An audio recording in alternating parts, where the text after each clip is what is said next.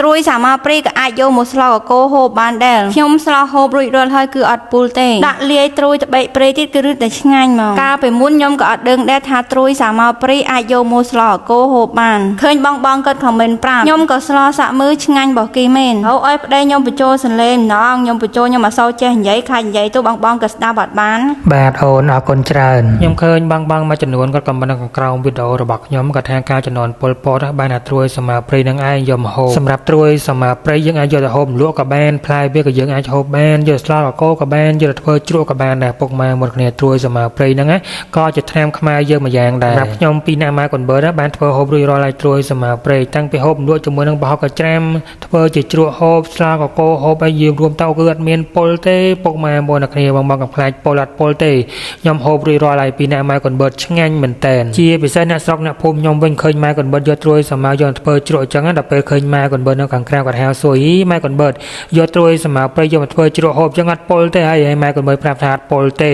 ហូបឆ្ងាញ់ណាស់អូមដូរជ្រក់ល្មៀអញ្ចឹងហើយគាត់អត់ជឿទេគាត់ខ្លាចពុលគាត់មិនហ៊ានហូបទេឥឡូវថ្ងៃនេះម៉ែកុនបឺតយកត្រួយសាមាព្រីយកមកស្លកកោវិញម្ដងហើយមិនមានត្រឹមតែត្រួយសាមាព្រីទេមានតែត្រួយតបែកព្រៃទៀតអ្នកទាំងអស់គ្នាសិតតែរបស់ព្រៃសិតតែជារបស់ធម្មជាតិយើងហ្នឹងឥឡូវនេះម៉ែកុនបឺតចាប់ដើមស្លាយមកស្លាយជាមួយនឹងម៉ែកុនបឺតទាំងអស់គ្នាហើយចាំមើលម៉ែកុនបឺតមើលហូបកើតមិនកើតពុលឬមិនពុលសម្រាប់ស្លកកោដូចយើងស្លាទូទៅដូចតែពុកម៉ែបងប្អូនគ្នាស្លាដូចគ្នាអញ្ចឹងហើយយើងរំលឹងគ្រឿងឲ្យឡើងឈ្ងុយហើយយើងដាក់បោកចូលដាក់ផុកឲ្យរៀងច្រើនបន្តិចឆ្ងាញ់យើងរំលឹងផុកជាមួយនឹងគ្រឿងបានឡើងឈ្ងុយហើយចាំយើងដាក់សាច់ជ្រូកចូលហើយបើបានឆ្អឹងជំនីជ្រួយយកមកស្លាទៀតឆ្ងាញ់ហ្មងពុកម៉ែមួយគ្នានេះម៉ែកុនបឺតរំលឹងសាច់ជ្រូកជាមួយនឹងគ្រឿងហើយដាក់ទឹកចូលតែមិនទីទេមើលតែយើងរំលឹងសាច់ជ្រូកជាមួយនឹងគ្រឿងនឹងបានរៀងឆ្អិនសាច់ជ្រូកបន្តិចហើយយើងរំងាស់រៀងឆ្អិនសាច់ជ្រូកបន្តិចហើយម៉ែកុនបឺតដាក់លពោហើយនឹងទ្រាប់ចូលមុនគេព្រោះថាពីមុខហ្នឹងវាក្របយើងរំងាស់ទ្រាប់ហើយនឹងលពោនឹងបានរៀងផុយបន្តិចហើយចាំយើងដាក់បន្លែចូលតាមក្រោយទៀតហើយបន្លែរបស់យើងមានដូចជាសណ្តែកគួរល្ហុងយើងមានជាមួយនឹងផ្ទីស្លឹកបាយនឹងបើមានបន្លែច្រើនមុខទៀតដាក់កាន់តែច្រើនណាកាន់តែឆ្ងាញ់សម្លកកូរហ្នឹងដាក់បន្លែកាន់តែច្រើនកាន់តែឆ្ងាញ់យើងរំលែងបន្លែហ្នឹងរៀងសពំបន្តិចហើយដោយសារតែវាពេញឆ្នាំងណាចាំយើងដាក់ជាមួយនឹងត្រួយសាមាព្រៃរួមជាមួយនឹងត្រួយតបែកព្រៃចូលតែម្ដងប្រហែលជាបងខ្លះក៏ខ្លាចកពុលក៏ខ្លាចធំក្លិនអញ្ចឹងស្លាហូបមិនកើតជាពិសេសគឺខ្លាចពុលហ្នឹងតែម្ដងអត់ពុលទេហើយក៏អត់មានធំក្លិនកពុលដែរពុកម៉ែមកខ្ញុំស្លារួចរាល់ហើយឆ្ងាញ់មែនតើអ្នកគ្នាក្លិនវាឡើងក្រអូបតែម្ដងជាពិសេសត្រួយតបែកព្រៃក៏ឆ្ងាញ់ត្រួយសាមាព្រៃក៏ឆ្ងាញ់យើងរំលែងបន្លែនឹងរៀងសពំបន្តិចណាយើងដាក់ជាមួយនឹងកោលីងរបស់យើងចូលតែម្ដង